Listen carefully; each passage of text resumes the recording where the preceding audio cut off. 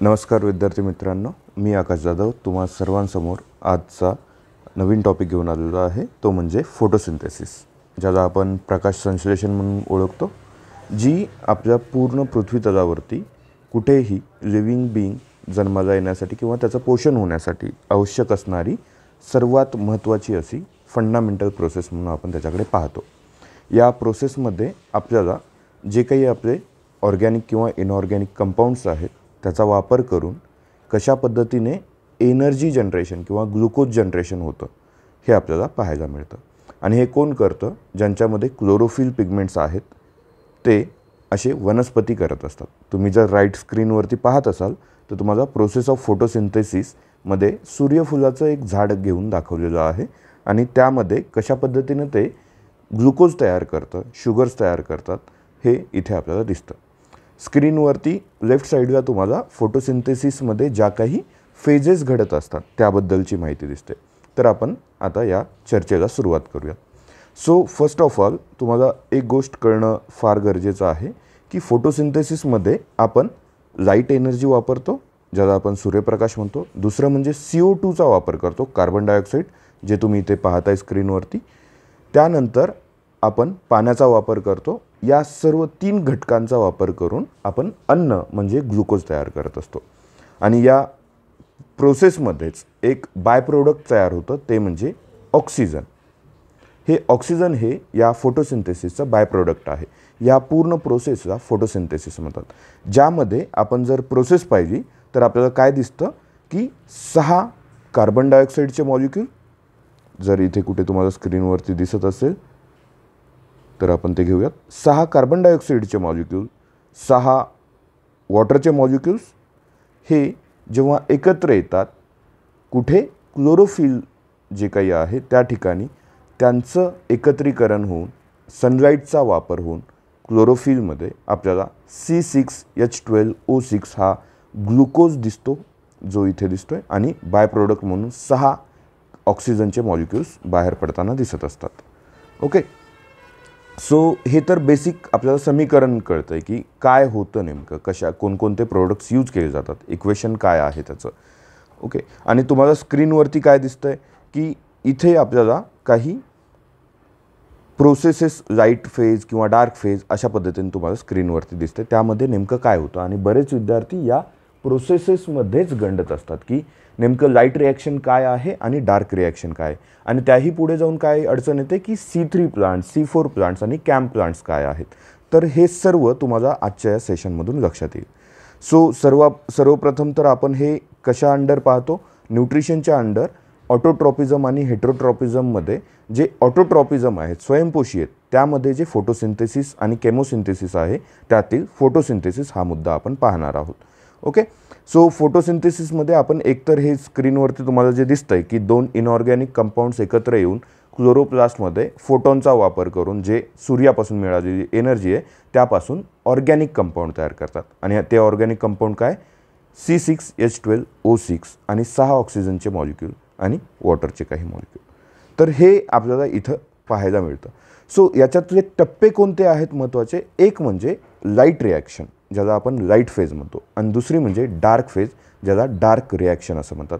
या डार्क फेजचंच दुसरं नाव काय आहे? Kelvin cycle. असं केल्विन सायकल का म्हणतात, तिथे काय घडतं हे आपण तिथे पाहणारच आहोत. आणि दुसरं म्हणजे ही लाईट फेज, ज्याला हिल्स रिॲक्शन असं म्हणतात, कारण ती रॉबर्ट हिल यांनी शोधून काढलेली आहे. ओके, सो लाईट रिॲक्शनमध्ये काय होतं तर तुमचा जो क्लोरोफिल आहे त्या क्लोरोफिल सूर्यप्रकाशाला शोषत असतं आणि तेथे ॲडोनाईन ट्रायफॉस्फेट म्हणजे ATP आणि NADPH असे 2 मॉलिक्यूल्स तयार होतात. ओके, ATP तर तुम्हाला सर्वांना माहिती आहे काय आहे? करन्सी ऑफ एनर्जी असं त्याला म्हणतो. आणि या प्रोसेसमध्ये इथे वॉटरचा हायड्रॉलिसिस होऊन ऑक्सिजन बाहेर पडतो. हे घडतं लाईट फेजमध्ये. लाईट फेजमध्ये एवढंच घडतं, आपण पुढे जाऊयात, चर्चा करूयातच. आणि त्यानंतर सुरू होते ती डार्क रिॲक्शन, ज्याला आपण केल्विन सायकल म्हणतो. आता डार्क रिॲक्शन याचा अर्थ असा नाही की ते अंधारात होते. ओके, ते आपण पाहूया नेमकं का म्हटलं त्याला तसं. तर इथे CO2चा वापर करून, म्हणजे CO2ला फिक्सेट केलं जातं. ते कोणाकडून केलं जातं, कोणते एन्झाईम आहेत, यावरती प्रश्न येत असतात. सो CO2ला वापरून ATP आणि NADPH जे तुमचे लाईट रिॲक्शनमध्ये तयार झाले त्यांच्या मदतीने आपण ग्लुकोज तयार करत असतो. ओके, सो या 2 फेजमध्ये नेमकं काय घडतं हे वरवर आधी माहिती असणं अपेक्षित आहे. खूप पहिल्याच घासाला पूर्ण आतमध्ये जाणं अपेक्षित नाही आहे तुम्ही. ओके, लाईट फेजला काय म्हणतो, हिल्स रिॲक्शन म्हणतो, कारण ती रॉबर्ट हिलने शोधून काढली. डार्क फेजला आपण केल्विन सायकल म्हणतो किंवा ब्लॅकमॅन्स रिॲक्शन म्हणतो. ओके, दुसरं, लाईट फेजमध्ये आपल्याला वॉटरचा हायड्रोलिसिस होताना दिसतं आणि ATP आणि NADPH तयार होत असताना दिसतात आणि ऑक्सिजन बाहेर पडतो. ओके, आणि डार्क फेजमध्ये CO2ला फिक्सेट केलं जातं आणि ATP आणि NADPHच्या मदतीने ग्लुकोज तयार केलं जातं. हे इथे आपल्याला लक्षात घ्यायचं आहे. सो पृथ्वीवरती आपली जेवढी काही अन्नसाखळी आहे त्याची सुरुवात ही इथून होत असते आणि मग ऑक्सिजन हा जो मुख्य स्रोत आहे सर्वांसाठी तो इथे आपल्याला लाईट फेजमधून बाहेर पडताना दिसतो आणि जो CO2 आहे तो फिक्सेट होत असतो, डार्क फेजमध्ये कन्झ्युम होत असतो, सिक्वेस्ट्रेट होत असतो. त्यामुळे काय होतं, एन्व्हायरमेंट डिग्रेड होत नाही, एन्व्हायरमेंटचं संरक्षण होत असतं. सो हे ॲट अ टाईम दोन्ही कामं करताना आपल्याला मदतीला येत असतं. आता या पूर्ण प्रोसेसमध्ये आपल्याला जर कमी टाईममध्ये येत्या 10 मिनटामध्ये जर हा टॉपिक जर समअप करायचा असेल तर तो कसा करता येईल, तर सगळ्यात महत्त्वाचं आपल्याला ही अभिक्रिया जी काही आहे, ही जी काही प्रोसेस आहे ती काय घडते आणि कुठं घडते हे जाणून घेणं गरजेचं आहे. सो क्लोरोप्लास्ट जो काही असतो त्या क्लोरोप्लास्टच्या थायलॉकॉइड जो काही पार्ट आहे त्या थायलॉकॉइडच्या लेअरवरती तुम्हाला मी इथे दाखवून देतो क्लोरोप्लास्ट कसा असतो.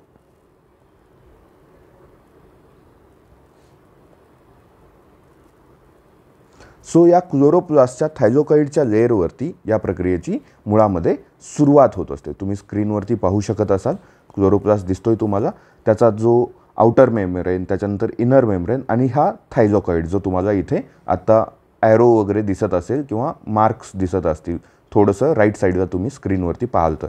ओके, पॉसिबल असेल तर त्याला मी झूम करतो. तर या ठिकाणी त्याच्यानंतर काय दिसतं आपल्याला, ग्रॅनम म्हणजे थायलॉकॉइडचा एक संच, त्यानंतर स्ट्रोमा दिसतोय आणि स्ट्रोमाचे लॅमिला म्हणजे एकमेकांना जोडलेलं आहे त्या पूर्ण तुमच्या ग्रॅनमला आणि इकडे जी काही इंटरमेम्ब्रेन स्पेस वगैरे असं दिसतं. आपल्याला फक्त आता क्लोरोप्लास्ट आणि त्यातला थायलॉकॉइड यावरती लक्ष द्यायचं आहे. तर या थायलॉकॉइडमध्ये सुरुवात होत असते.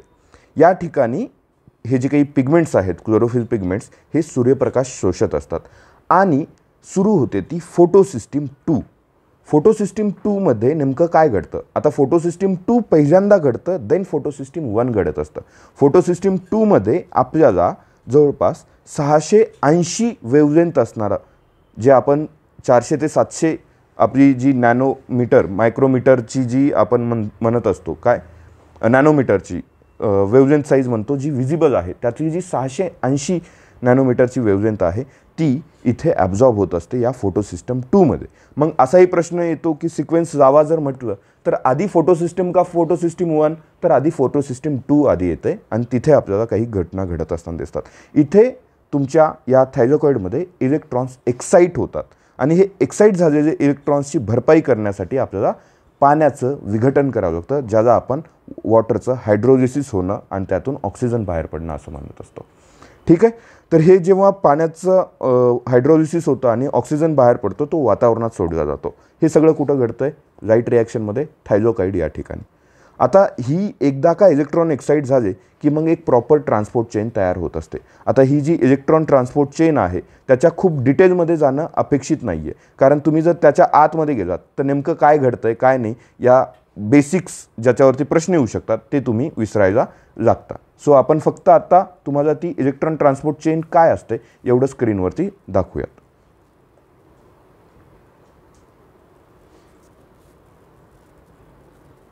ठीक, आता तुम्हाला स्क्रीनवरती एक इमेज दिसेल आणि तिथे काय घडतं आहे हे आपण जरासं म्हणजे वरवरच पाहूयात, खूप डिटेल नाही जायचं आपल्याला. इथे नेमकं काय घडतं आहे, हा तुमचा इलेक्ट्रॉन ट्रान्सपोर्ट चेन कुठं घडतं आहे तर थायलॉकॉइडच्या मेम्ब्रेनमध्ये. ओके, आणि त्या क्लोरोप्लास्टच्या तिथे. तर इथे अशा पद्धतीची घटना घडत असताना प्रोडक्ट्स कोणते तयार होतात काय नाही, हायड्रोजन पंप कसा वर्क होतो हे सर्व बोललं जातं. आता हे सर्व शिकायचं असेल तर तुम्ही आपल्या ज्या बॅचेस आहेत त्या बॅचेस जॉईन करू शकता, तिथे तुम्हाला ते समजून येतं. अदरवाईज तुम्हाला ते करण्याचीही आवश्यकता नाही आहे, कारण आपल्या एक्झामला जेवढा कंटेंट येतो तेवढा आपल्याला समजला तरी इनफ आहे. ओके, चालेल. तर या ठिकाणी आपल्याला एका चेनमधून इलेक्ट्रॉन्स जात असताना दिसतात आणि मग प्रोटॉन ग्रेडियंट तयार होत असतो. ओके, जर तुम्ही स्क्रीनवरती पाहत असाल तर इकडे हायड्रोजन पंप होताना दिसत आहेत. जे काही इकडे हायड्रोजन्स तयार होत आहेत, NADH आणि NAD वगैरे हे मूव्ह होत असताना, इलेक्ट्रॉन एक्साईट एका ठिकाणाहून दुसऱ्या ठिकाणी होत असताना आपल्याला जे हायड्रोजन्स तयार होताना दिसतात, ग्रॅडियंट तयार झाल्यामुळे ते एका लेअरमधून दुसऱ्या लेअरकडे जाताना दिसतात. सो या पूर्ण ग्रॅडियंटचा वापर करून काय केलं जातं, ATP सिंथेसिस केला जातो. इथे जो ATP तयार होताना दिसतोय तुम्हाला स्क्रीनवरती, हे ATP सिंथेज कशामुळे तयार होतोय, तर या इलेक्ट्रॉन ट्रान्सपोर्ट चेनमध्ये तयार होताना दिसतो. आता हा जो काही ATP तयार होतोय तो पुढे फोटोसिस्टीम 1मध्ये, ओके, फोटोसिस्टीम 1मध्ये पुन्हा वापरला जातो. तिथून इलेक्ट्रॉन्स पुन्हा एक्साईट होऊन फेरिडॉक्झिन आणि NADP+ रिडक्टेजच्या मदतीने आपल्याला NADPH तयार होताना दिसत असतं. ओके, आत्ता मी जे काही बोललोय ते तुम्हाला लक्षात नाही आलं तरीही काही हरकत नाही. तुम्हाला फक्त एवढं लक्षात ठेवायचं आहे की आपल्या पहिल्या लाईट फेजमध्ये आपल्याला काय होताना दिसतंय की ऑक्सिजनचं म्हणजे वॉटरचं हायड्रोलिसिस झाल्याच्या नंतर इलेक्ट्रॉन ट्रान्सपोर्ट चेन तयार होत असते. कारण तिथे जे काही प्रोटॉन ग्रेडियंट तयार होतो या आधीच्या प्रोसेसमध्ये, तिथे ATP सिंथेस करण्याची त्याच्या क्षमता येते आणि सोबतच फेरिडॉक्झिन व NADPचं रिडक्टाईज होऊन च्या मदतीनं आपल्याला NADPH तयार होताना दिसतं. सो आय होप इथे तुम्हाला काय लक्षात घ्यायचं आहे की लाईट फेजमध्ये आपल्याला काय मिळणार आहे, ATP आणि NADPH प्लस ऑक्सिजन मॉलिक्यूल भेटतात. तर एवढंच लाईट रिॲक्शनच्या संदर्भाने आपल्याला लक्षात घेता येतं. पुढे काय होतं काय नाही, आपल्याला केल्विन सायकल कशी सुरुवात होते हे आपल्याला लक्षात घ्यायचं आहे. जेव्हा तुम्ही पुढे जाता या लाईट रिॲक्शनमध्ये ATP तयार झालेला दिसतो, आपल्याला NADPH तयार झालेला दिसतो. हा आता आपण जो क्लोरोप्लास्टचा स्ट्रोमा भाग म्हटला होता, I'll share that one. एकच सेकंड.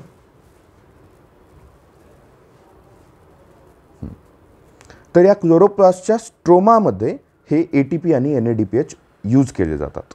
ओके, आणि हे ATP आणि NADPH काय करतात तिथे, तर रुबिस्को एन्झाईम जे काही आहे तो वातावरणामध्ये जे काही CO2 होतं ते आत आल्याच्या नंतर ते फिक्सेट करण्यासाठी यूज होतं. आता हे फिक्सेशन करण्यासाठी काही एनर्जी लागणार आहे, त्याच्यासाठी हे ATP तिथं वर्कआउट होतं. म्हणजे प्रोसेसेस काय होणार आहेत, सगळ्यात आधी फिक्सेशन होईल. आपल्याला डार्क रिॲक्शन ज्याला केल्विन सायकल म्हणतोय, या ठिकाणी काय होतोय, CO2 फिक्सेट होतोय. ओके, आणि हा CO2 कोणाकडून फिक्सेट होणार आहे, रुबिस्को या एन्झाईमकडून फिक्सेट होणार आहे. आता हे फिक्सेशन होत असताना रुबिस्कोमध्ये 5 कार्बन ॲटम असतात. त्यातून आपल्याला 3PGA हा मॉलिक्यूल तयार होताना दिसतो. ओके, हा 3PGA मॉलिक्यूल आपल्याला जो काही तयार होतोय त्याचा वापर आपल्याला काय करायचा आहे, पुढे कन्वर्ट करण्यासाठी G3P हा मॉलिक्यूल तयार करायचा. हा G3P मॉलिक्यूल काय आहे, तर आपलं जे शुगर किंवा ग्लुकोज आहे त्याचं प्रिकर्सर आहे. याचंच पुढे कन्व्हर्जन ग्लुकोजमध्ये होणार आहे. तर मग या प्रोसेसेस कोणत्या आहेत, तर पहिला टप्पा येतो तुमचा फिक्सेशनचा, रुबिस्कोकडून कार्बन डायऑक्साईडचा, आणि मग मॉलिक्यूल काय तयार होणार आहे, 3PGA. मी ती रिॲक्शन तुमच्या पुढे शेअर करतो.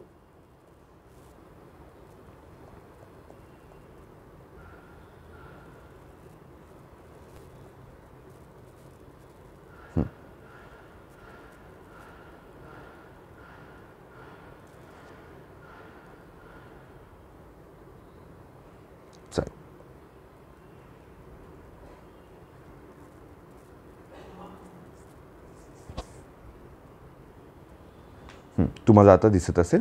तर काय घडताना दिसतंय, रुबिस्को ज्याच्याकडे 5 कार्बन ॲटम्स आहेत तो CO2ला फिक्सेट करतोय. पहिली स्टेप फिक्सेशन स्क्रीनवरती दिसत असेल. आणि मग फॉस्फोग्लिसरेट जो आहे 3 फॉस्फोग्लिसरेट 3 कार्बन ॲटमवाला आपल्याला तिथं तयार होताना दिसतो. त्याच्यानंतर दुसरी स्टेज येते रिडक्शनची. याच्यामध्ये काय रिडक्शन होतं आहे की तुमच्या 3PGAचं आपल्याला काय तयार करून भेटतं आहे, G3P हा मॉलिक्यूल तयार होतो आहे. हा G3P म्हणजे काय, ग्लिसरॉल्डिहाइड 3 फॉस्फेट, ग्लिसरॉल्डिहाइड 3 फॉस्फेट. आता हे कुठं घडतं आहे, रिडक्शन स्टेजमध्ये घडतं आहे. रिडक्शन स्टेजमध्ये हे घडण्यासाठी काय वापरावं लागेल, आपल्याला ATP आणि NADPH वापरावं लागेल.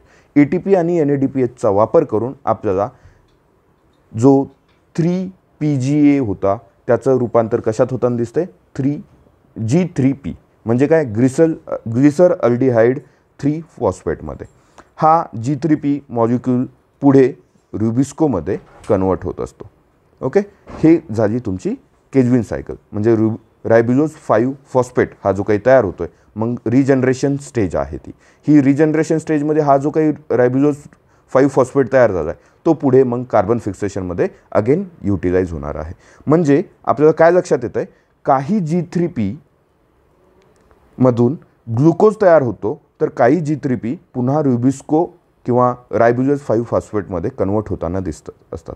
सो आपल्याला डार्क रिॲक्शनमध्ये कोणत्या 3 स्टेजेस लक्षात घ्यायचे आहेत, तर एक कार्बन फिक्सेशन होतं आहे, दुसरं त्याच्यानंतर रिडक्शन होतं आहे. रिडक्शनमध्ये आपल्याला जो 3PGA मॉलिक्यूल आहे त्याचं कन्व्हर्जन G3Pमध्ये होत असताना दिसतं, ज्याच्यासाठी ATP आणि NADPH हे मॉलिक्यूल्स यूज केले जातात. त्या करत असताना ATPचा ADP होतो, NADPHचा NADP+ तयार होत असतो. ओके, आणि मग काही उरलेलं जे काही G3P मॉलिक्यूल आहे ते पुन्हा रायबिलोज 5 फॉस्फेटमध्ये कन्वर्ट होताना आपल्याला दिसतं, ज्याला रिजनरेशन स्टेज असं म्हणतो. तर हे तुम्हाला काय दिसतं, एक सायकल होत असताना दिसते, म्हणून याला केल्विन सायकल असं म्हणतात. हे पुन्हा त्या प्रोसेसमध्ये वापस येत असतं. ठीक आहे, आता ही जी काही प्रोसेस पाहिजे, या प्रोसेसपेक्षा आपल्याला C4 किंवा कॅम्प प्रोसेस कशा वेगळ्या आहेत हे आपल्याला पाहता येईल.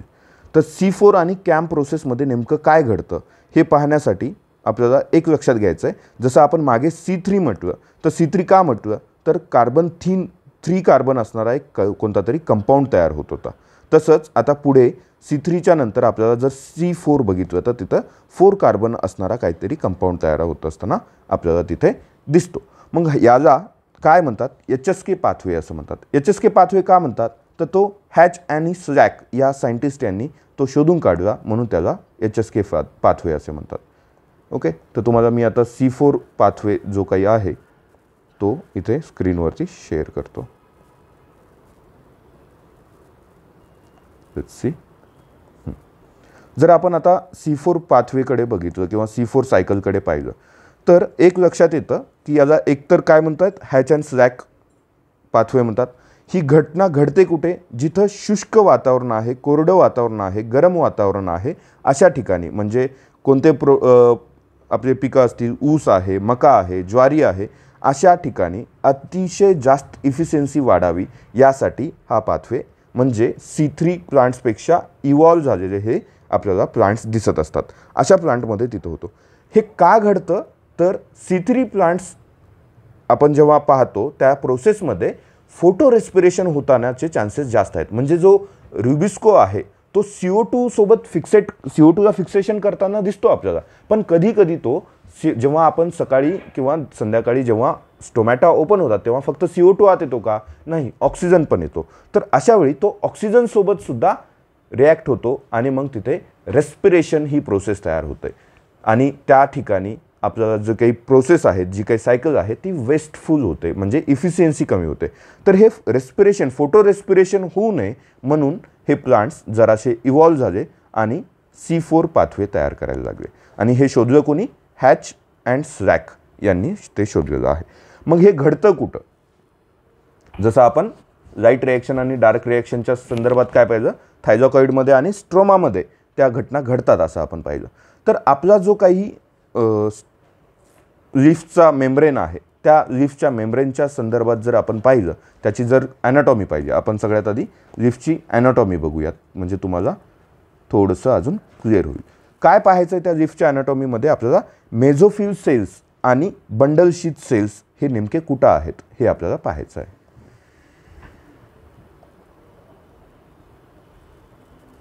ओके, चल इथे जर आपण पाहिलं तर तुम्हाला ते क्लिअरली दिसतं की हे जर पान आपण असं कन्सिडर केलं आणि त्याला जरा सेक्शनली कट करून त्याच्यामध्ये झूम करून जर पाहिलं तर आपल्याला काय दिसतात, तर पानाच्या वरच्या बाजूला किंवा खालच्या बाजूला आपल्याला स्टोमा दिसतात, ज्याला आपण स्टोमॅटा वगैरे असं म्हणतो. त्याच्यानंतर तिथून आपल्याला ते कार्बन डायऑक्साईड किंवा ऑक्सिजन आत येताना दिसत असतं. आणि जर तुम्ही स्क्रीनवरती पाहिलात तर काही आपल्याला वेन्स दिसत आहेत, वस्क्युलर ट्युब्युल्स टिश्यूज आहेत, त्याला आपण तुम्ही झायझम म्हणा, फ्लोएम म्हणा. त्याच्यानंतर आपल्याला बंडल शीथ सेल्स दिसतात आणि मग मेझोफिल सेल्स दिसतात. ओके, आणि मग त्या ठिकाणी त्या घटना घडत असतात. तुम्हाला अजून एखादा फोटो शेअर दाखवतो मी, जिथे तुम्हाला थोडंसं अजून जास्त क्लिअर होईल ते.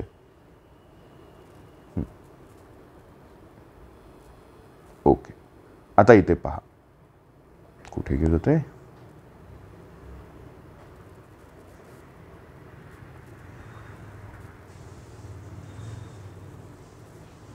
ठीक, इथे थोडंसं आपल्याला नाजूकतेने हाताळावं लागेल. ओके, इथे पहा. तर हे जे पान आहे, पानामध्ये जे लेयर्स आहेत वेगवेगळे, तर त्यामधला हा जो आहे तो मेझोफिल आहे. ओके, त्याच्यानंतर थोडंसं याच ठिकाणी आपण जर पाहू शकलो तर आपल्याला ते काय दिसत आहेत, बंडल शीथ सेल्स दिसत आहेत. ओके, इकडे तुम्हाला अजून क्लिअर होताना दिसेल. तर आपण हे जे काही बंडल शीथ सेल्स किंवा आपले जे मेझोफिल सेल्स आहेत त्या ठिकाणी आता पुढची प्रोसेस होताना आपल्याला दिसत असतं. म्हणजे नेमकं काय होतं या ठिकाणी. ओके, तर या ठिकाणी मेझोफिल सेल्समध्ये पेप कार्बोक्सिलेज हा CO2ला फिक्सेट करण्यासाठी एन्झाईम काम करत असतो. हा पेप कार्बोक्सिलेज ओके जो असेल फॉस्फोइनॉल पायरुवेट कार्बोक्सिलेज असं त्याला म्हणतात, पेपको. ओके, जसं रुबिस्को होतं तसं आता इथे काय पेपको एन्झाईम, PEP कार्बोक्सिलेज. ओके, तर तो CO2ला फिक्सेट करत असतो आणि हे करत असताना तो काय तयार करतो, OAA ऑक्झॅलो ॲसिटिक ॲसिड तयार करत असतो. काय तयार करतो तो, ऑक्झॅलो ॲसिटिक ॲसिड तयार करत असतो. आपण इथे जरा स्क्रीन झूम करून पाहूयात काय घडतंय. ओके, आपण काय म्हटलं आता, फॉस्फोइनॉल पायरुवेट कार्बोक्सिलेज हा एन्झाईम काय करतो, CO2 फिक्सेशन करतो. कोणाऐवजी, रुबिस्कोच्या ऐवजी. आणि मग काय तयार करतो तिथे, OAA हा मॉलिक्यूल, ज्याला ऑक्झॅलो ॲसिटिक ॲसिड असं म्हटलेलं आहे. इथे तो जर तुम्ही स्क्रीनवरती पाहिलात तर तुम्हाला ते सहज लक्षात येईल. ओके, आणि मग इथे आपल्याला जो प्रोडक्ट तयार होतो त्याला C4 कार्बन C4 जे कंपाऊंड आहे त्याला काय म्हणतो आपण, मॅलेट किंवा ॲस्पॅरेट असं म्हणत असतो. मॅलेट किंवा ॲस्पॅरेट असं म्हणतो. ओके, तुम्हाला स्क्रीनवरती अजून चांगल्या पद्धतीने जर दाखवता आलं तर ते आपण पाहूयात.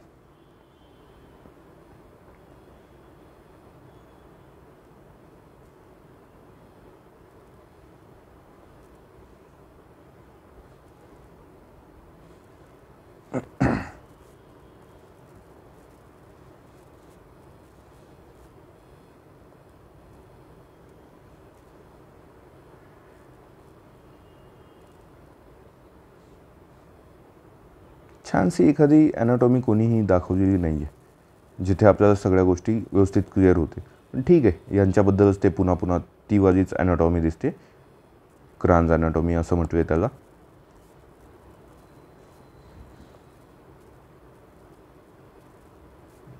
ओके फाईन, आपण याच्यावरतीच काम बघूयात. ओके,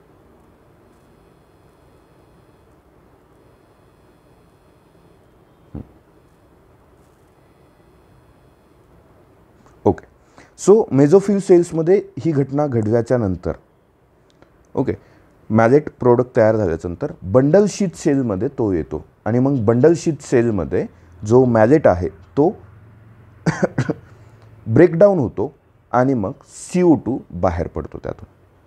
हा CO2 पुढे रुबिस्को केल्विन सायकल पुन्हा तयार होण्यासाठी वापरला जातो. तोच CO2 लक्षात येतं आहे. आता जो रिजनरेट झालेला रिजनरेशन स्टेज येते त्या रिजनरेशन स्टेजमध्ये आपल्याला पायरुवेटने ATPच्या मदतीने परत PEP तयार करताना आपल्याला दिसतं. ओके, हे आपल्याला तिथे लक्षात घ्यायचं. मग C4 या पाथवेमध्ये नेमकं आपल्याला काय पाहायला भेटतं की स्पेसचं सेपरेशन पाहायला भेटतं. की एक प्रोसेस म्हणजे तुमचं मॅलेट तयार करण्याचं ओके की PEP हा एन्झाईम CO2 फिक्सेशन करण्याचं, कुठं घडतं CO2 फिक्सेशन C4 पाथवेमध्ये, तर ते मेझोफिल सेल्समध्ये घडतं. आणि त्यानंतर पुन्हा तो जो काही CO2 मॅलेटमधून बाहेर पडतो तो पुन्हा रुबिस्को आपली जी केल्विन सायकल आहे त्यासाठी युटिलाइज होत असतो. आणि मग थर्ड स्टेज येते ती रिजनरेशनची, ज्यामध्ये पायरुवेटचं कन्व्हर्जन ATPच्या मदतीने पुन्हा PEP एन्झाईममध्ये तयार होतात असताना दिसतं आपल्याला. ठीक आहे. तर ही हॅच अँड स्लॅक यांनी शोधलेली मेथड 1970च्या आसपास, म्हणून त्याला हॅच अँड स्लॅक असं म्हटलेलं आहे. पुढचा जो मुद्दा आहे तो कॅम्प सायकलचा. आता ही जी कॅम्प पाथवे आहे तो तुमचं C3 आणि C4चं कॉम्बिनेशन आहे. तो आपण इथे स्क्रीनवरती घेऊयात नेमकं काय आहे.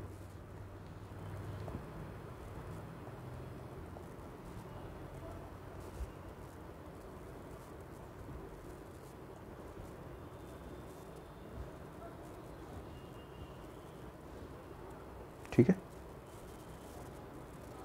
आय होप तुम्हाला स्क्रीन दिसत असेल आणि स्क्रीनवरती जी आत्ता आपण इमेज दाखवू इच्छितो ती इमेजही दिसत असेल. आपल्याला थोड्या वेळापूर्वीचीच इमेज पाहायची आहे. हां, हीच. ओके. दिवसा आणि रात्री असं दोन घटना घडताना दिसत आहेत. दिवसा काय घडतं आहे आणि रात्री काय घडतं हे आपल्याला इथे माहिती होणं गरजेचं आहे. जसं C4 प्लांटमध्ये काय झालं होतं, आपण जागा चेंज केली होती. मेझोफिल सेल्समध्ये काहीतरी घडत होतं आणि तुमच्या बंडल शीथ सेल्समध्ये काय घडत होतं. इथे काय होतं आहे, दिवस आणि रात्र म्हणजे टाईमचं सेपरेशन होतं आहे कॅम्पमध्ये. आणि मग हे क्रॅसुलेसिन ॲसिड मेटाबॉलिझम असं या कॅम्पचा फुल फॉर्म आहे. Crassulacean acid metabolism. ओके, कॅम्प पाथवे.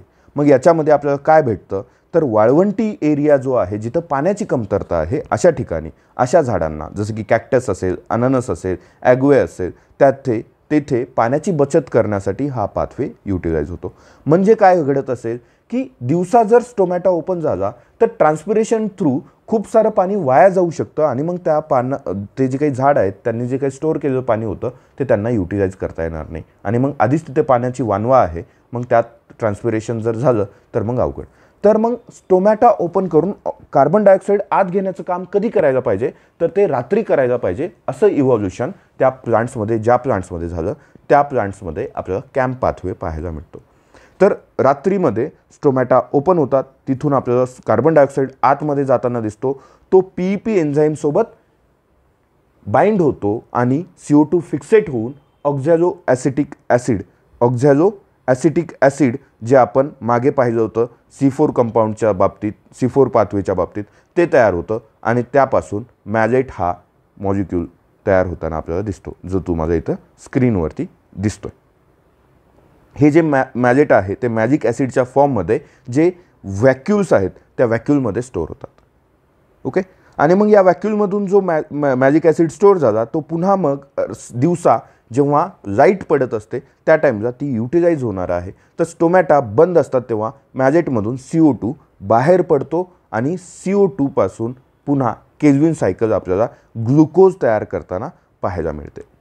तर या पूर्ण प्रोसेसेसमध्ये आपल्याला काय निष्कर्ष करता येतो, तर ही जी काही फोटोसिंथेसिस प्रोसेस आहे यामध्ये लाईट रिॲक्शन, डार्क रिॲक्शन, ज्याला आपण केल्विन सायकल म्हणतो, पण हेच आपल्याला इफिशियन्सी वाढवण्यासाठी C4 पाथवे देतात आणि त्याहीपेक्षा अजून चांगल्या पद्धतीने खूप मास्टरमाइंड काम करण्यासाठी, वॉटर सेव्ह करण्यासाठी आपल्याला कॅम्प पाथवे भेटतो. म्हणजे लाईट रिॲक्शनमध्ये ATP आणि रिड्युसिंग पॉवर आपल्याला मिळते. रिडक्टेज जी प्रोसेस आपण पाहिली होती, काय होतं, 3PGA हा जो काही मॉलिक्यूल होता त्याचा आपल्याला G3P या मॉलिक्यूलमध्ये कन्व्हर्जन करण्याचं काम ATP आणि NADPH करताना आपल्याला दिसत होते. तर ते लाईट रिॲक्शनमध्ये होतं. केल्विन सायकलमध्ये ती प्रोसेस सगळी केल्विन सायकलमध्ये होते. ते ATP आणि NADPH तिथं आपल्याला तयार होताना दिसतात लाईट रिॲक्शनमध्ये. केल्विन सायकलमध्ये आपल्याला ही जी काही ऊर्जा तयार झाली त्याचा वापर CO2चं फिक्सेशन करून ग्लुकोज तयार होताना दिसतं. हेच सगळं मग C4 पाथवेमध्ये आपल्याला कुठे, कोरड्या आणि उष्ण ठिकाणी आपल्याला ऊस असेल, मका असेल, बाजरी असेल, या ठिकाणी या झाडांमध्ये आपल्याला पाहायला भेटतं. आणि कॅम्प पाथवे आपल्याला कुठे पाहायला भेटतो, तो म्हणजे वनस्पतींना पाणी जिथे कमी आहे त्या ठिकाणी पाहायला मिळतं. हे 3 पाथवे आपल्याला आत्ता मी जी काही बोललो यावरून प्रश्न सुटणे अपेक्षित असतात. कोणाला काय म्हटलं गेलं आहे, ते घटना कुठं घडते यावरती प्रश्न विचारले जातात आणि ज्या स्टेजेस आहेत त्यावरती प्रश्न विचारले जातात. सो C3, C4 आणि कॅम्प पाथवे जेव्हा आपण म्हणतो तर कंपाऊंड काय तयार होतं, C3मध्ये 3PGA तयार होतो. त्या 3PGAचा G3P मध्ये कन्वर्जन होतं आणि G3Pचं काही ग्लुकोज तर काही पुन्हा रुबिस्कोमध्ये कन्वर्ट होताना दिसतं. राईट. एन्झाईम कोणता वापरलेला आहे, तिथं रुबिस्को वापरलेला आहे. C4मध्ये पुन्हा पेप एन्झाईम वापरला जातो. तिथं OAA ऑक्झॅलो ॲसिटिक ॲसिड मॉलिक्यूल तयार होताना दिसतो, कार्बन 4 असणारा. आणि त्यानंतर कॅम्पमध्ये जर बघितलं तिथं OAA आणि PGA असे दोन्हीही पण वेगवेगळ्या टाईमला ते मॉलिक्यूल्स तयार होतात. ते कधी होतात काय नाही आता आपण पाहिलेलं आहे. राईट. सो ही सर्व प्रोसेसमध्ये कोणते म्हणजे एक्झाम्पलमध्ये काय विचारलं जातं आपल्याला की C3 पाथवेने काम करणारे कोणते आहेत, म्हणजे तुमचे सिरियल्स जे काही आहेत, कडधान्ये, भरडधान्ये, तांदूळ, कापूस वगैरे, लेग्युम्स जे काही आहेत ते सर्व. C4मध्ये आपण ऊस, मका, ज्वारी, बाजरी हे पाहतो. त्यानंतर कॅम्पमध्ये आपण जे काही वाळवंटी झाडं आहेत ती पाहतो. चालेल. या संदर्भाने न्यूट्रिशनची माहिती अधिक खोलामध्ये जाणून घेण्यासाठी एक एक प्रोसेस पूर्णपणे समजून घेण्यासाठी लाईट रिॲक्शन असेल ती प्रोसेस डिटेलमध्ये त्यामध्ये नेमकं काय होतं काय नाही हे जाणून घेण्यासाठी सोबत कंटिन्यू टचमध्ये राहा आणि जास्तीची माहिती मिळवण्यासाठी आपली बॅच जॉईन करा. आपल्या स्टडी टुगेदर ॲपवरती तुम्हाला या सर्व बॅचेस आजच्या घडीला 50% ऑफवरती टीचर्स डे निमित्तानं उपलब्ध आहेत. चालेल. भेटूया पुन्हा नेक्स्ट टाईम.